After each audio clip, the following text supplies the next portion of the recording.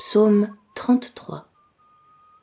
Entonnez, juste, des chants en l'honneur de l'Éternel.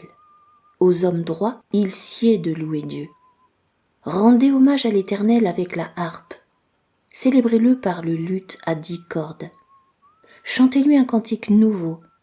Faites résonner avec art vos instruments, avec vos acclamations. Car droite est la parole de l'Éternel. Toute son œuvre est marquée de loyauté. Il aime la justice et le bon droit. La terre est remplie de la bonté de l'Éternel.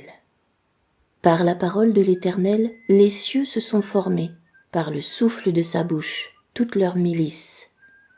Il amoncelle comme une digue les eaux de la mer, et il renferme dans des réservoirs les flots profonds.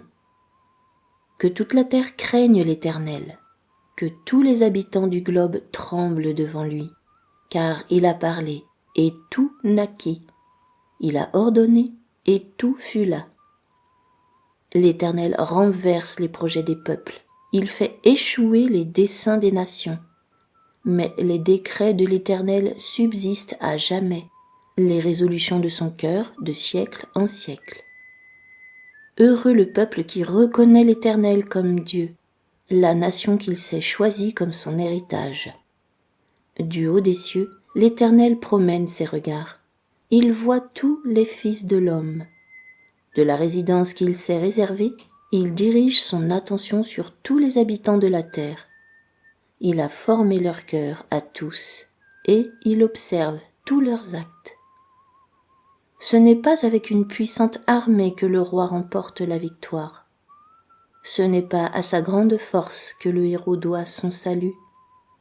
Le coursier est d'un vain secours pour triompher, et sa grande vigueur n'assure pas le salut. Voici, les yeux du Seigneur sont ouverts sur ses adorateurs, sur ceux qui ont foi en sa bonté, afin de sauver leur âme du trépas et de les conserver en vie pendant la famine. Notre âme met son attente en l'Éternel.